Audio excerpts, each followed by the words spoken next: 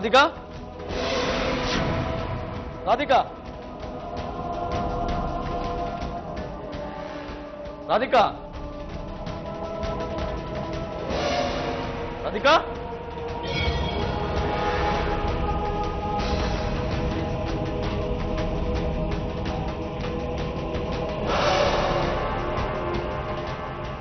ರಾಧಿಕಾ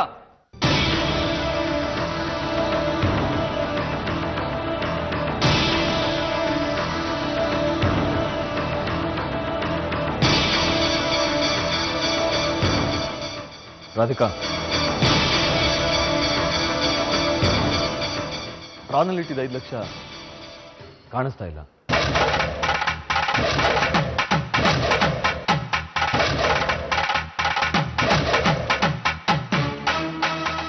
ಇಲ್ಲ ರೀ, ಅಲ್ಲೇ ಇತ್ತು, ನಾನು ನೋಡಿದ್ದೆ. ಹೌದಾ? ಅಲ್ಲಿಲ್ಲ ರಾಧಿಕಾ, ನಾನು ಈಗ ತಾನೇ ನೋಡ್ಕೊಂಡ್ ಬಂದೆ.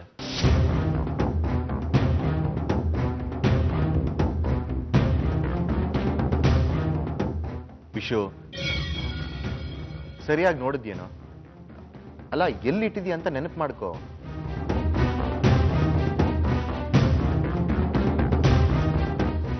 ಇಲ್ಲ ವಿವೇಕ್ ಬಾಬಾ,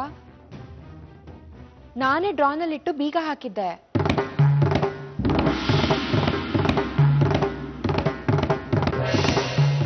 ಮತ್ತೆ ಏನಾಯ್ತಮ್ಮ? ಸರಿ ಹೋಯ್ತು. ಇತ್ತೀಚೆಗೆ ಈ ಮನೆಯಲ್ಲಿ ಏನೇನು ನಡೀತಾ ಇದೆ ಒಂದು ತಿಳಿತಾ ಇಲ್ಲ. ಅಲ್ಲ ಪಾವಿಶು, ನೀವೇ ಇಟ್ಟಿದ್ದ ದುಡ್ಡು ಕಾಣಿಸ್ತಾ ಇಲ್ಲ ಅಂದ್ರೆ ಏನೋ ಅರ್ಥ?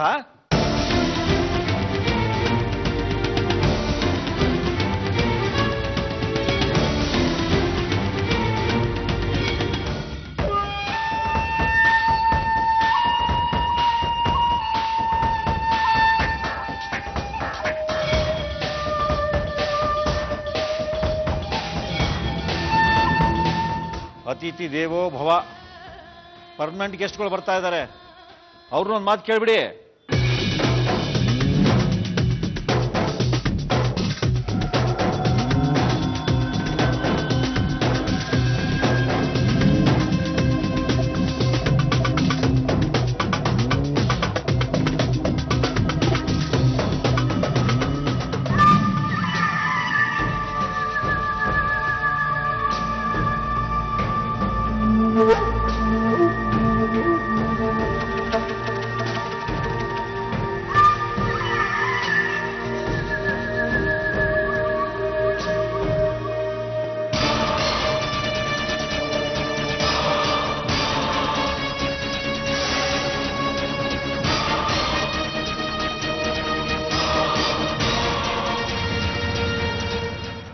ಯಾಕೆ ಎಲ್ರು ನನ್ನನ್ನ ಹೀಗೆ ನೋಡ್ತಾ ಇದ್ದೀರಾ?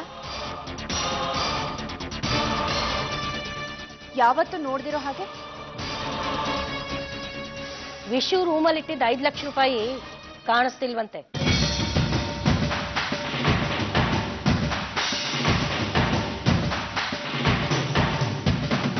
ಅಂದ್ರೆ ಏನ್ ನಿಮ್ ಮಾತಿನ ಅರ್ಥ? ನಾನ್ ಕದ್ದಿದ್ದೀನಿ ಅಂತನಾ? ಈ ಮನೆಯಲ್ಲಿ ಅನುಮಾನ ಅಂತ ಬಂದ್ರೆ ಅದು ನಿನ್ ಮೇಲ್ ಮಾತ್ರ.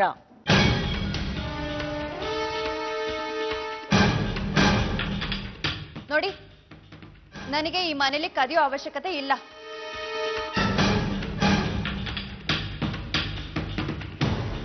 ನನಗೆ ದುಡ್ಡು ಬೇಕಿದ್ರೆ ನಾನೇ ನೇರವಾಗಿ ಹೋಗಿ ತಗೋತೀನಿ. ಯಾಕೆಂದ್ರೆ ಇದು ನನ್ನ ಮನೆ.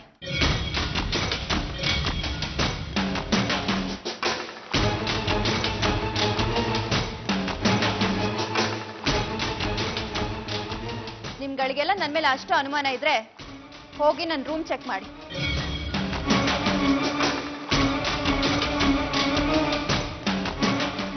ಬೇಕಿದ್ರೆ ನಾನು ಈ ಮನೆಯಿಂದ ಆಚೆ ಹೋಗೋಕ್ ಮುಂಚೆ ನನ್ನ ಬ್ಯಾಗ್ ಚೆಕ್ ಮಾಡಿ.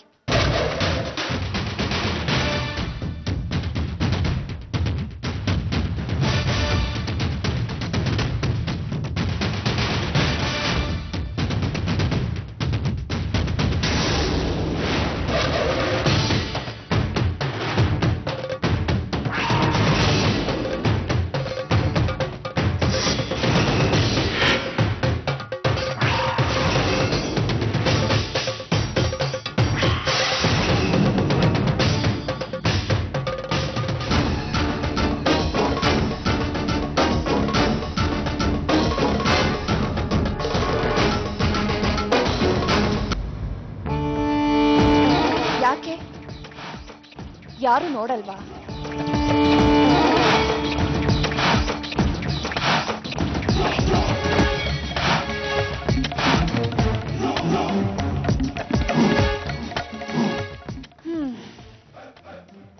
ನನ್ನ ಮೇಲೆ ಎಲ್ಲಾ ತರದ ಆರೋಪ ಮಾಡಾಯ್ತು. ಇವತ್ತು ಕಳ್ಳತನದ ಆರೋಪನ?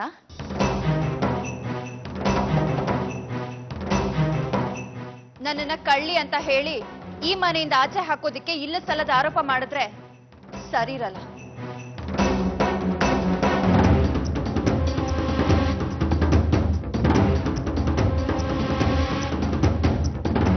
ನೋಡು, ನಿನ್ನ ಮೇಲೆ ಯಾರು ಆರೋಪ ಹೊರಿಸ್ತಾ ಇಲ್ಲ. ಅನುಮಾನ ಬಂತು, ಅಜ್ಜಿ ಕೇಳಿದ್ರು ಅಷ್ಟೇ. ನೀನ್ ದುಡ್ಡು ತಗೊಂಡಿಲ್ಲ ಅಂದ್ಮೇಲೆ ಇಷ್ಟೊಂದು ಮಾತಾಡುವಂತ ಅವಶ್ಯಕತೆನೂ ಇಲ್ಲ.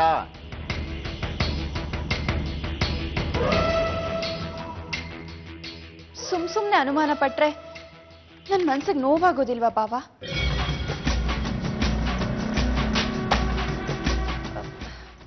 ಈ ಮನೇಲಿ ಕಳ್ಳತನ ಆಗಿಲ್ಲ ಅಂತ ನಾನು ಹೇಳ್ತಿಲ್ಲ. ಇಷ್ಟಕ್ಕೂ ದುಡ್ಡಿಟ್ಟಿದ್ ಯಾರು?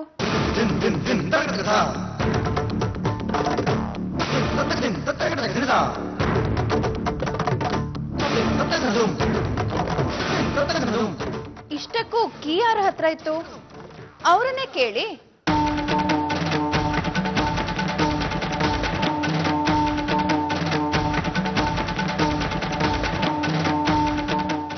ಹಾ, ಕರೆಕ್ಟ್.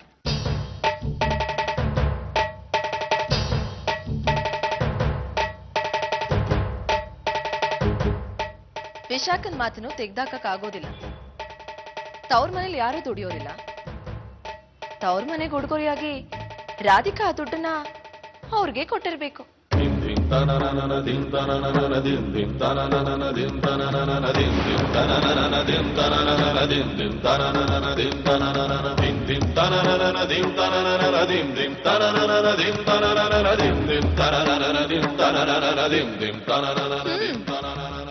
ಹೇಗೂ ಶಾಸ್ತ್ರಿಗಳಿಗೆ ತುಂಬಾ ವಯಸ್ಸಾಯ್ತು. ಇಳಿ ವಯಸ್ಸಿನ ತಂದೆ ತಾಯಿ ಸೇವೆನ ರಾಧಿಕಾ ಹೀಗ್ ಮಾಡ್ತಿದ್ದಾಳೆ ಅನ್ಸುತ್ತೆ.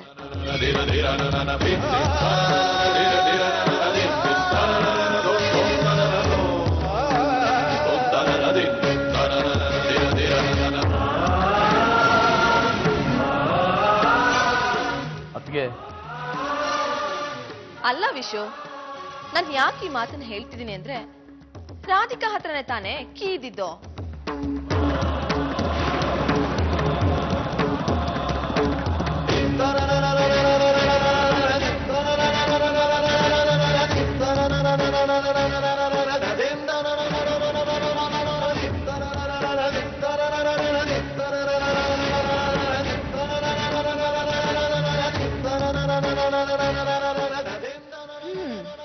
ಶುರುವಾಯ್ತು ಜಲಧಾರ. ಕರೆಕ್ಟ್. ಕೊನೆ ಸಲ ದುಡ್ಡು ನೋಡಿದ್ದು ರಾಧಿಕಾ. ಜವಾಬ್ದಾರಿ ಕೊಟ್ಟ ಮೇಲೆ ಅದ್ರ ಪ್ರಕಾರ ನಡ್ಕೋಬೇಕು.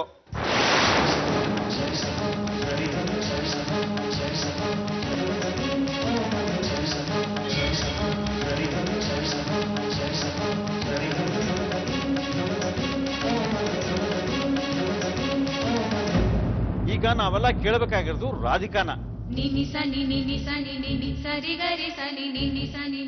ಅಮ್ಮ, ಚಿಕ್ಕ ಸೊಸೆ ಅಂತ ಮುದ್ದು ಮಾಡೋದು ಅಷ್ಟೇ ಅಲ್ಲ, ತಪ್ಪು ಮಾಡಿದಾಗ ಶಿಕ್ಷೆನೂ ಕೊಡಬೇಕು.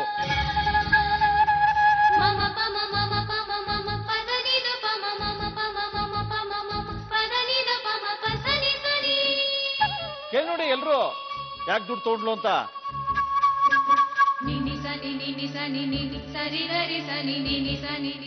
ಏನಮ್ಮ ರಾಧಿಕಾ, ಯಾಕೆ ತಗೊಂಡೆ ದುಡ್ಡು ಹೇಳು?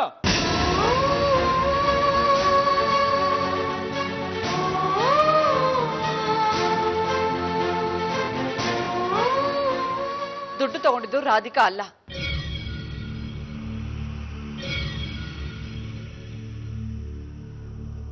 ನಾನು.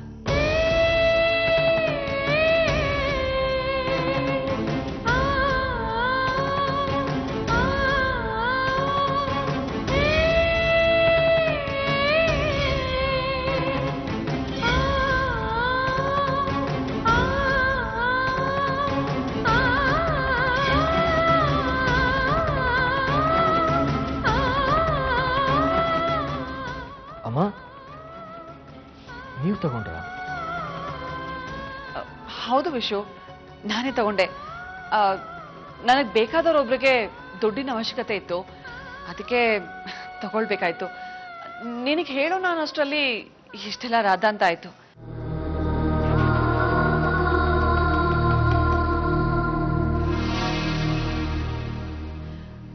ಅವ್ರೇನು ಒಂದ್ ವಾರದಲ್ಲಿ ಕೊಟ್ಬಿಡ್ತಾರಂತೆ.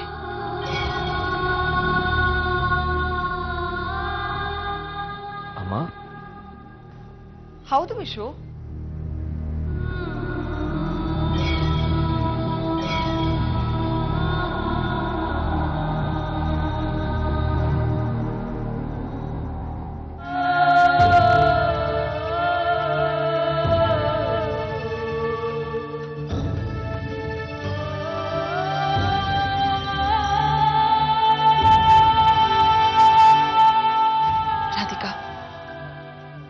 ನನ್ನಿಂದ ಪಾಪ ನೀನು ದುಃಖ ಅನುಭವಿಸೋ ಹಾಗಾಯ್ತು.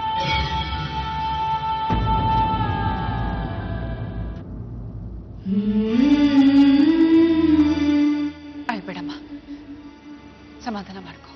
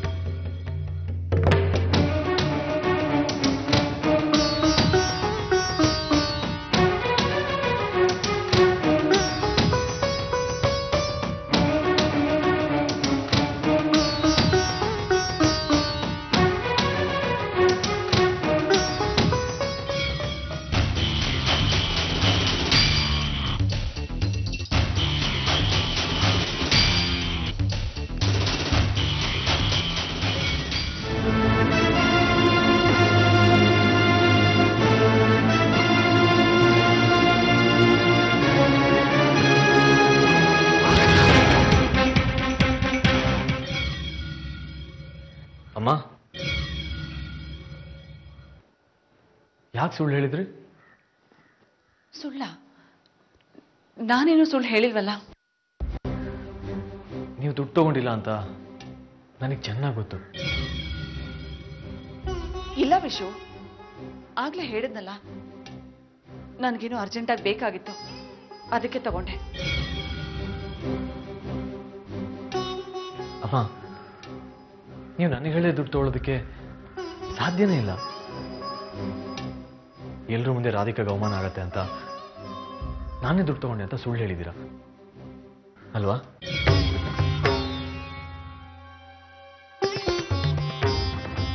ನಿಜ ಹೇಳಿಮ್ಮ.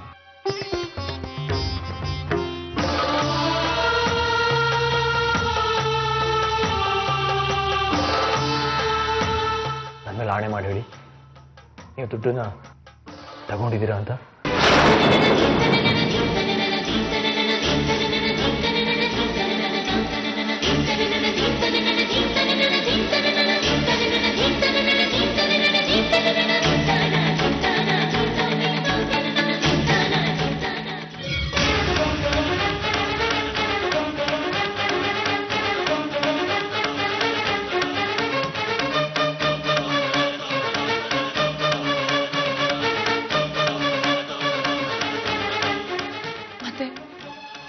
ಅವಳ ಮೇಲೆ ಸುಳ್ಳು ಆರೋಪ ಹೊರಿಸ್ತಾ ಇದ್ರೆ ಅದನ್ನ ನೋಡ್ಕೊಂಡು ನಾನು ಸುಮ್ಮನೆ ಹೇಗಿರ್ಲಿ ವಿಶು?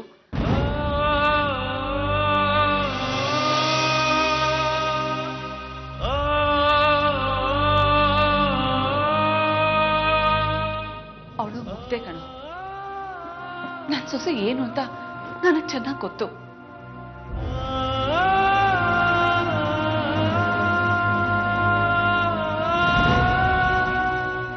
ಅವಳಿಗೆ ಯಾವತ್ತಿದ್ರು ಇನ್ನೊಬ್ರಿಗೆ ಕೊಡೋ ಗುಣನೇ ಹೊರತು ಕಿತ್ಕೊಳ್ಳೋ ಗುಣ ಇಲ್ಲ.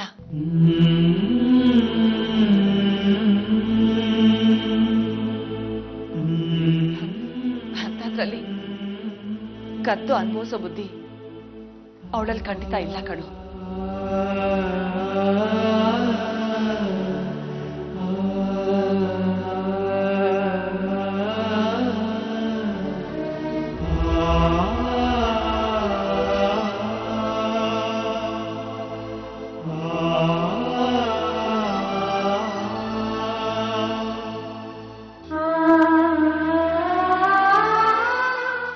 ರಾಧಿಕಾ ಹಾಗೆ ಮಾಡ್ತಾಳೆ ಅನ್ನೋ ಕಲ್ಪನೆ ಕೂಡ ಮಾಡ್ಕೊಳ್ಳೋದು ನನ್ನಿಂದ ಸಾಧ್ಯ ಇಲ್ಲ. ಈ ಮನೆಗೆ ಬಂದಾಗ ಹೇಗಿದ್ಲು ಈಗಲೂ ಅವಳು ಹಾಗೆ ಇದ್ದಾಳೆ. ಈ ಮನೆ ದುಡ್ಡುಗೋಸ್ಕರ ಅಂತಸ್ತುಗೋಸ್ಕರ ಅವಳು ಯಾವತ್ತೂ ಬದಲಾಗಿಲ್ಲ.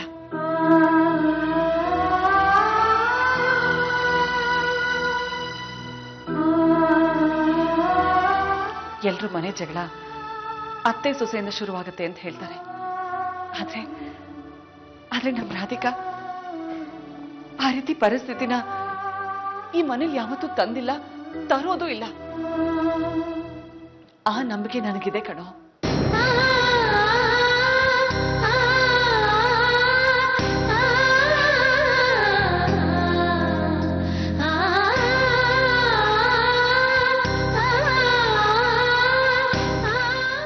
ಈ ಸಮಯದಲ್ಲಿ ನಾವು ಅವಳನ್ನ ಮಗು ತರ ನೋಡ್ಕೋಬೇಕೇ ಹೊರತು ಅವಮಾನ ಆಗೋ ರೀತಿಲಲ್ಲ.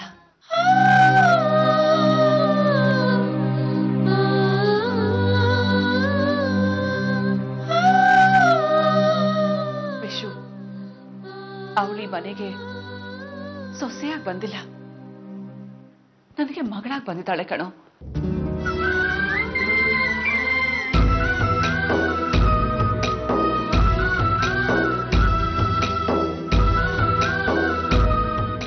ಮಗಳಿಗೆ ಅವಮಾನ ಆಗ್ತಾ ಇದ್ರೆ ಯಾವ ತಾಯಿ ತಾನೇ ನೋಡ್ಕೊಂಡು ಸುಮ್ಮನೆ ಇರ್ತಾಳೆ ಹೇಳು?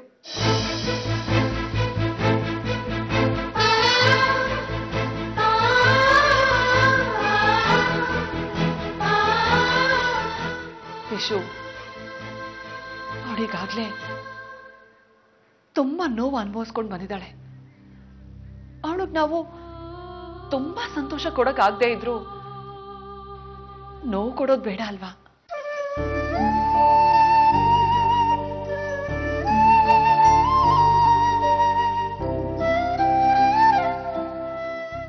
ಈಗಾಗ್ಲೇ ತುಂಬಾ ನೋವು ಅನುಭವಿಸಿರೋ ಜೀವ ಅದು. ಮತ್ತೆ ಮತ್ತೆ ನೋವು ಕೊಡೋದ್ರಲ್ಲಿ ಯಾವ ನ್ಯಾಯ ಇದೆ ಹೇಳು?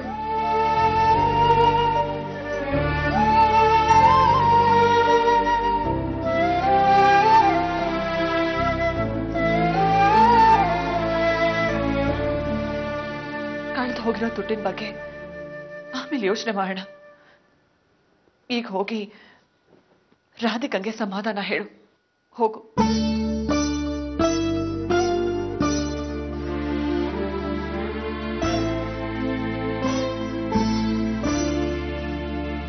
ಹೋಗು ವಿಶು.